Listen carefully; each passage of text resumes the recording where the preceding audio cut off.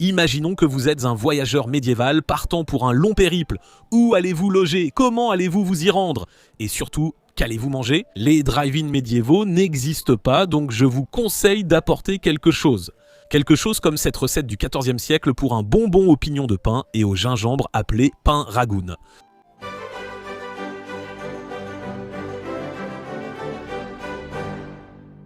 Au Moyen-Âge, les gens voyageaient bien plus qu'on ne le pense, que ce soit pour aller au bourg commerçant le plus proche, ce qui prenait parfois plusieurs jours, ou pour partir en pèlerinage à Cantorbéry, Saint-Jacques-de-Compostelle, voire Jérusalem. Mais peu importe où ou pourquoi vous voyagiez, la nourriture en chemin pouvait être assez inégale, et il existe donc de nombreux textes de l'époque qui conseillent d'en apporter pour soi-même. Aujourd'hui, je prends des Doritos et des M&M's aux cacahuètes en voyage, mais au Moyen-Âge, ces choix n'existaient pas. Les contes de Cantorbéry montrent que les voyageurs emportaient plutôt des tourtes à la viande et des gâteaux. Il y a aussi un texte espagnol du début du XVIe siècle où un notaire nommé Juan Vélez faisait des provisions de friandises, en particulier du massepain et un nougat de noix et de miel similaire au turon moderne. Et ces friandises étaient parfaites parce qu'elles étaient petites et faciles à transporter, mais aussi parce qu'elles ne se gâtaient pas rapidement. Comme je suis un amateur de friandises, j'ai choisi une recette de bonbons tirée du livre de cuisine anglais The Form of Cury, compilé vers 1390 et qui concerne le pain ragoût. Prenez du miel et du sucre de Chypre, clarifiez-les ensemble et faites-les bouillir à feu doux en veillant bien à ce que ça ne brûle pas. Quand cela a bouilli un moment, prenez-en une goutte avec le doigt, mettez-la dans un peu d'eau et voyez si elle se tient. Retirez-le du feu, ajoutez pignon de pin, tridentelle et gingembre en poudre, mélangez jusqu'à épaississement puis versez sur une table mouillée. Découpez-le en bandes et servez-le les jours gras avec de la viande frite ou les jours maigres. Donc cela va soit ressembler à un nougatine au pignon de pin, soit à quelque chose de plus mou comme un nougat au pignon. Tout dépendra de la température à laquelle nous porterons le sucre. De plus, ceci n'est qu'une des nombreuses recettes de ce type. On en trouve dans toutes sortes de vieux livres de cuisine et parfois ils utilisent différentes noix ou épaississent le nougat avec des choses comme de la chapelure ou dans un cas dans une recette du XVe siècle appelée pinade avec du poulet. Ils ont ajouté du poulet à la confiserie, donc c'est du sucre, du gingembre, des pignons de pin et du poulet. Ce que vous ne pouvez pas trouver dans une épicerie, c'est une confiserie médiévale aux pignons de pain sans poulet, donc je vais commencer à en préparer tout de suite. Donc ce dont vous aurez besoin, c'est de 2/3 de tasse ou 200 g de miel, une tasse ou 200 g de sucre blanc. Et on sait que c'est du sucre blanc parce qu'il est précisé que ça doit être du sucre de Chypre. Et à cette époque, l'île de Chypre était vraiment le seul endroit en Occident où l'on raffinait le sucre venu d'Asie pour en faire quelque chose de blanc, assez similaire au sucre que nous connaissons aujourd'hui. Ensuite, une tasse et demie ou 200 g de pignons de pin.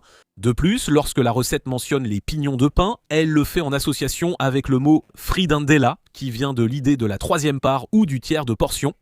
Et la signification exacte dans ce contexte fait l'objet de débats, mais beaucoup de gens, moi y compris, pensent que cela fait référence au fait que la quantité de pignons de pain, de sucre et de miel est la même. Comme si c'était une troisième portion. Le souci, c'est qu'on ne précise pas si c'est le même poids ou volume, ce qui est très différent. J'ai choisi de mesurer par poids, car c'est ce que j'ai décidé. Puis, il faut 1 cuillère et demie à café de gingembre en poudre. Commencez par faire griller les pignons de pain. Vous pouvez les laisser crus, mais les faire griller dans une poêle sèche pendant quelques minutes va vraiment aider à révéler leur saveur. Assurez-vous simplement de ne pas les brûler. De plus, la recette ne précise pas si les pignons de pain doivent être entiers ou moulus. D'autres recettes de bonbons les utilisent entiers, d'autres comme le massepain moulu. Donc je fais un compromis en mettant la moitié moulue et l'autre moitié entière. Ensuite, ajoutez le sucre et le miel dans une casserole, mélangez-les, puis mettez le tout à feu moyen ou moyen doux. Il ne faut pas chauffer trop vite car cela brûle facilement. En chauffant, le sucre va fondre dans le miel et vous pouvez remuer à nouveau pour bien mélanger les deux ingrédients, puis laisser chauffer sans remuer jusqu'à ce que la température souhaitée soit atteinte. Maintenant, la température à atteindre dépend un peu de vous.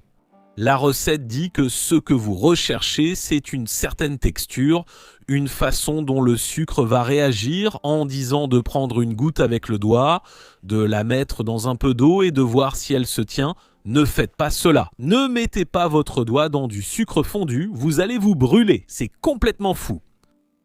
Mais vous pouvez en fait tester la cuisson du sucre ou la température approximative en le laissant tomber dans de l'eau avec une cuillère, pas avec votre doigt, et en observant comment il réagit.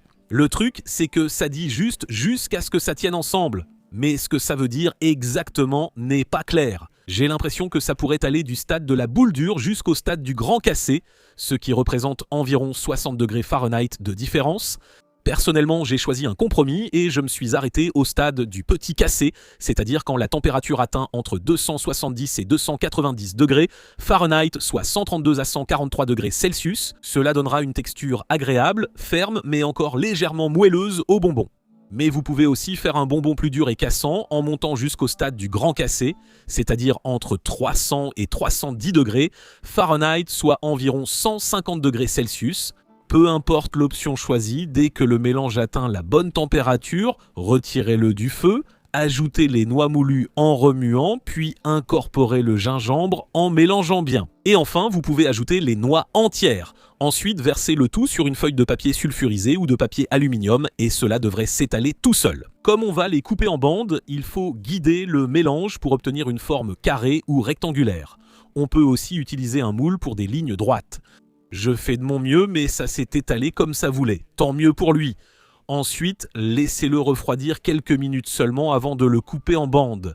Il ne faut pas le laisser refroidir complètement, sinon il devient très difficile à couper, surtout si vous avez choisi la cuisson au stade du grand cassé.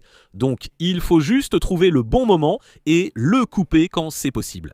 Avant de goûter cette confiserie médiévale, je vous invite à aimer la vidéo et à vous abonner à Tasting History with Max Miller. Ça aide vraiment beaucoup la chaîne et ça permet de diffuser ces vidéos à plus de tastoriens pour que eux aussi puissent en apprendre davantage sur ce qu'il faut manger lors d'un voyage médiéval. Pendant le Moyen-Âge, les gens voyageaient pour toutes sortes de raisons. Les marchands voyageaient pour échanger et vendre des marchandises et les gens du peuple se rendaient dans les villes marchandes pour acheter ces produits. Les messagers parcouraient le continent pour livrer des messages, tandis que moines, prêtres et frères voyageaient pour des missions religieuses. Les chevaliers et mercenaires partaient à la guerre pendant que les diplomates visitaient les cours pour préserver la paix. Et d'innombrables personnes de toutes classes partaient en pèlerinage, soit par dévotion religieuse, soit comme une forme médiévale de tourisme. Mais quelle que soit la raison de votre voyage, il fallait vraiment planifier à l'avance. Et la première question à se poser était « Comment vais-je arriver là où je veux aller ?» Alors, les trois principales options étaient soit par bateau, à cheval ou à pied, et parfois c'était une combinaison des trois. Les bateaux étaient sans doute les plus rapides, surtout pour traverser un océan ou naviguer sur une rivière navigable. Mais parfois, il faut aller d'un endroit à un autre où il n'y a que de la terre, donc il faut voyager par voie terrestre, et le moyen le plus rapide était généralement à cheval. Mais c'est aussi le moyen le plus cher parce que oui, vous pouviez peut-être parcourir 30 ou 40 miles par jour, mais il fallait d'abord avoir un cheval et ensuite le nourrir et l'héberger. Un document de 1331 montre qu'un groupe de 7 personnes, 3 marchands et 4 serviteurs a payé 10 pence rien que pour le fourrage de leurs chevaux pour une nuit. C'était presque autant que ce qu'ils ont payé pour toute leur nourriture. 5 pence et demi pour la viande, 4 pour le pain, 2 pour la bière, 1 penny et quart pour le vin et 1 quart pour du ragoût. Sachant qu'un artisan ne gagnait qu'environ 2 pence par jour, c'était une grosse dépense pour la nourriture et le fourrage des chevaux. Ajoutez à cela le fait que parfois voyager à cheval n'était pas plus rapide que de voyager à pied, parce que vous voyagiez souvent en groupe avec des personnes qui marchaient, ou bien vous chargiez votre cheval avec toutes vos affaires. Il ne pouvait simplement pas aller plus vite qu'une personne. Par exemple, en 1297, Marguerite, la duchesse de Rabaul, a déménagé ses vêtements de Londres vers sa nouvelle maison aux Pays-Bas et elle a mis sa garde-robe dans une charrette tirée par 5 chevaux et il a fallu 18 jours pour parcourir seulement la première étape du voyage de Londres à Ipswich. 137 km en 18 jours, c'est moins de 8 km par jour. Donc, à condition de ne pas avoir à déplacer une garde-robe, votre meilleure option sera probablement de voyager à pied. Les archives indiquent que la plupart des voyageurs parcouraient 24 km à pied par jour, parfois jusqu'à 48 km, soit 5 km/h sur 10 heures, pourtant ils le faisaient. Bien sûr, cela accélère les choses si vous marchez sur une route bien entretenue. Et beaucoup de routes dans l'Europe médiévale n'étaient pas bien entretenues, surtout les plus petites. Il existe en fait des histoires sur des flaques d'eau comme des nids de poules sur les routes qui étaient si profonds que des gens s'y noyaient. En Angleterre, ils ont même dû instaurer une loi disant qu'il était interdit de creuser un puits au milieu d'une route. Je ne sais pas qui ferait ça, mais une loi l'interdisait car des voyageurs prenaient cela pour une flaque d'eau, tombaient au fond du puits et mouraient.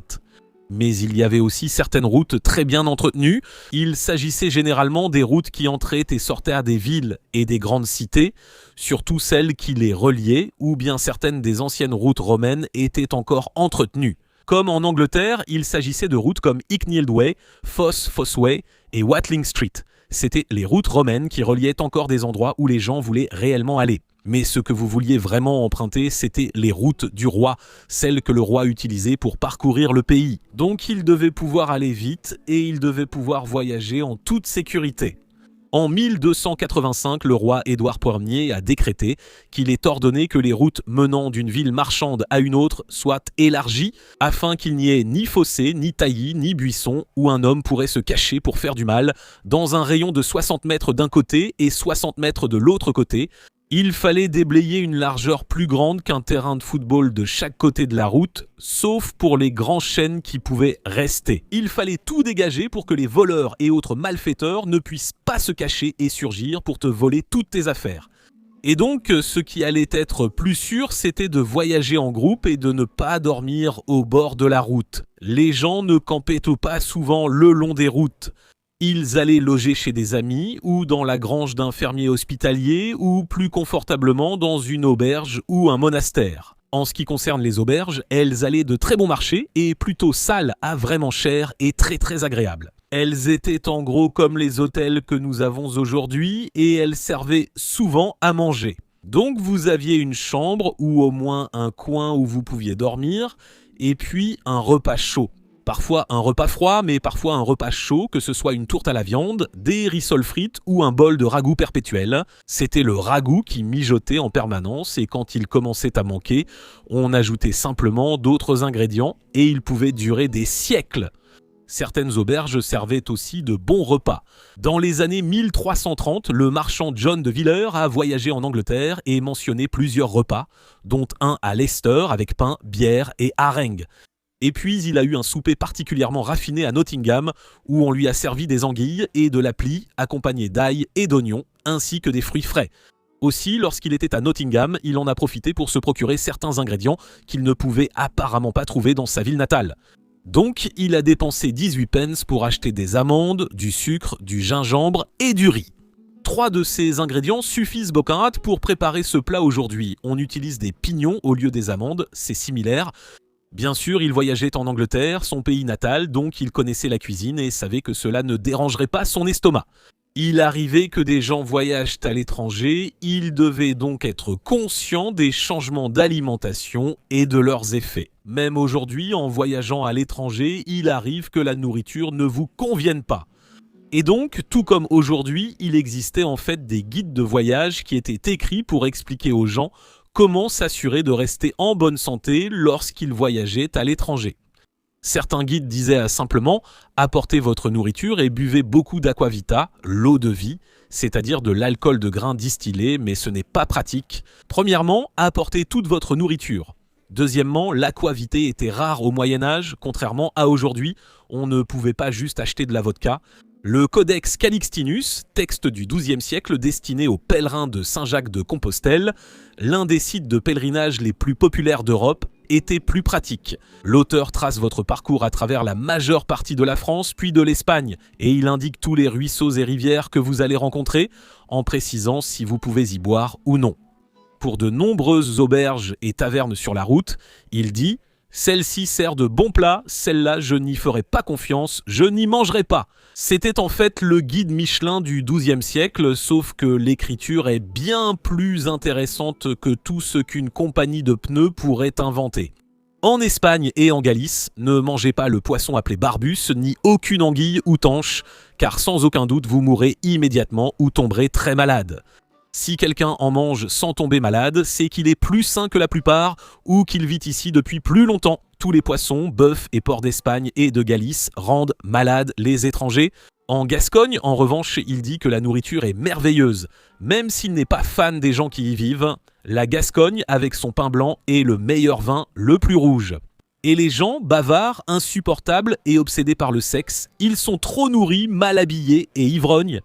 Ils s'assoient tous autour du feu au lieu de manger à table et boivent dans une seule coupe. Prenez aussi la précaution, en mangeant dans une auberge, de vérifier que vous voyez la cuisine et qui prépare votre repas, car certains pourraient vouloir vous nuire. Il existe un traité médical de 1370 écrit par John Ardern et c'est en fait un traité sur la façon de traiter les hémorroïdes et d'autres problèmes à cet endroit-là. Mais il y parle d'une concoction, d'une potion que vous pouvez donner à quelqu'un essentiellement si vous allez lui faire subir une opération chirurgicale. Il dit que c'est une poudre pour faire dormir un homme contre sa volonté afin qu'il ne ressente rien de ce qu'on lui fait. Maintenant, cela a du sens pour un texte médical, mais ensuite il dit aussi que c'est le genre de choses que l'on pourrait donner à un pèlerin dans une auberge afin de le dépouiller de son argent pendant qu'il dort. Pourquoi diriez-vous cela ? Pourquoi inclure cela dans un texte médical ?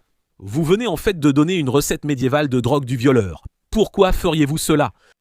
Donc cela vous donne simplement une raison supplémentaire de voyager en groupe ou de séjourner dans un endroit sûr comme un monastère. Et les monastères médiévaux étaient organisés pour l'hospitalité. En fait, cela faisait partie de leurs règles. La règle de Saint Benoît était d'accueillir les visiteurs. Que tous les autres qui arrivent soient reçus comme le Christ, car il dira « J'étais un étranger et vous m'avez accueilli ». Et que l'on montre un honneur approprié à tous, en particulier à ceux qui font partie de la famille de la foi et aux pèlerins. Il est vrai qu'ils accueillaient particulièrement bien les hommes d'église et les pèlerins. En fait, il y avait certains monastères qui étaient en réalité le but du pèlerinage. Par exemple, l'abbaye de Cluny possédait une vaste collection de reliques religieuses, comme un supposé fragment de la vraie croix, une dent de Jean-Baptiste et les cendres de Saint-Pierre et de Saint-Paul. Tous des objets qui auraient figuré sur la liste des choses à voir absolument d'un pèlerin médiéval. De plus, à votre arrivée, le premier jour, on vous donnait une livre de pain et une portion de vin à boire. Le deuxième jour, vous receviez une demi-portion et une demi-livre de pain. C'était un peu leur façon de vous encourager doucement à poursuivre votre chemin, je suppose. Mais lorsque vous partiez enfin, ils vous donnaient un sou, un peu comme un souvenir. Maintenant, vous ne pouviez faire cela qu'une fois par an. Ils tenaient un registre, donc vous ne pouviez pas simplement revenir sans cesse pour obtenir plus de sous. Vous aviez droit à 1 ou 2 nuits de bonne nourriture, un lieu sûr pour dormir et un sou, on ne peut pas se plaindre. Beaucoup d'abbayes attendaient un don, même si ce n'était pas obligatoire. Malgré cela, cela restait sans doute moins cher qu'une auberge. À l'époque, de nombreux monastères en Europe étaient situés sur les routes des pèlerins, ce qui vous permettait en théorie d'aller simplement d'un monastère à l'autre. Mais si votre projet était d'aller à Jérusalem, le Super Bowl des pèlerinages, alors à un moment donné, vous alliez probablement devoir monter à bord d'un bateau. Et pendant le Moyen-Âge, les bateaux n'étaient pas aussi confortables qu'un monastère. Au XVe siècle, l'anglais William Way est parti en pèlerinage à Jérusalem et il a écrit sur son expérience ainsi que sur quelque chose à faire et à ne pas faire. Beaucoup de ses conseils concernaient la nourriture, les choses que vous deviez emporter avec vous et celles que vous ne deviez pas emporter. Il dit aussi que lorsque vous arrivez à Venise, d'où partaient la plupart des bateaux, vous devez acheter toutes ces choses. Il donne toute une liste de choses à emporter. En quittant Venise, emportez confiserie, laxatifs, fortifiants, gingembre, riz, figues, raisins gros et petits, poivre, safran, clous de girofle, massis et sucre en poudre. Prenez aussi avec vous un petit chaudron et une poêle, des assiettes, des plats, des soucoupes en bois, des verres en verre, une râpe à pain et d'autres objets nécessaires. Achetez également une cage pour 6 poules ou poulets à emporter sur la galère, ainsi qu'un boisseau de graines de millet pour leur nourriture. Vous pouvez acheter des œufs bon marché à terre, puis les frire dans l'huile d'olive ou les préparer en codol. Le codol est une boisson chaude, souvent épaissie avec des jaunes d'œufs, et c'était très souvent du vin épaissi, et le vin semble être la boisson de prédilection, du moins pour William Way. Il dit que vous devriez acheter 3 tonneaux de 10 gallons, et 2 de ces tonneaux serviront pour le vin, et le 3e pour l'eau. Prenez du vin rouge dans un tonneau et gardez-le jusqu'à votre retour de Terre Sainte, il est efficace contre la dysenterie. Le flux, c'est-à-dire la dysenterie, et oui, les voyages internationaux, surtout à cette époque, risquaient de vous donner de la dysenterie. Mais pour éviter les maux de ventre, il dit qu'il y a certains aliments que vous devriez emporter avec vous, au cas où vous ne trouveriez pas de nourriture convenable sur place. Emportez des biscuits, car même si vous dînez chez votre hôte, il vous arrivera souvent de grignoter votre pain, fromage, œufs, fruits, bacon et vin. Parfois, vous n'aurez que du pain rassis, du vin et de l'eau croupie, alors vous serez content de manger ce que vous avez apporté. Un autre voyageur en Terre Sainte, le frère Félix Fabry, essayez de dire ça 5 fois rapidement, il suggère que oui, la plupart de la nourriture que vous allez manger sera probablement celle que vous aurez dû apporter vous-même. Il recommande d'apporter 2 jarres du meilleur vin et un grand sac avec les meilleurs poissons, viande fumée, fromage, huile, riz, amandes, raisins secs, gros et petits, vinaigre, sel et une bonne réserve d'autres choses nécessaires. Et surtout d'énormes quantités de biscuits, ayant déjà appris que le biscuit était une sorte de monnaie dans le désert. Le biscuit, dans ce cas, étant du biscuit de mer. Bien que ce soit une nourriture pratique pour voyager, ce n'est pas la plus délicieuse. Donc, si vous partez sur cette route médiévale, puis-je vous suggérer de remplir votre sac de tourtes à la viande, de quelques gâteaux, de fromage et d'une belle pile de pain ragoût, comme ceux que je m'apprête à manger maintenant. Et nous y voilà, une recette du XIVe siècle pour le pain ragoût, ou bonbons aux pignons de pain parfait pour un voyage sur la route médiévale. Voilà, maintenant ce n'est pas la version cassante, celle-ci est un peu plus tendre, mais elle se casse quand même et elle est vraiment très collante. Si vous la faites cuire jusqu'à la forme cassante, à environ 150 à 155 degrés Celsius, ce sera un peu moins collant et plus croquant. Ici ça casse, mais il y a encore un peu de souplesse, voyons voir ce que ça donne au goût.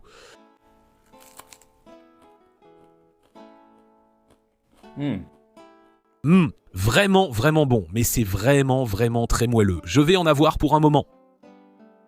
Ma première impression, c'est fantastique, la saveur est excellente. Le fait qu'il y ait du miel et du sucre lui donne une profondeur de goût bien supérieure à s'il n'y avait que du sucre. Les pignons de pain sont vraiment la première chose que l'on goûte. C'est la saveur dominante.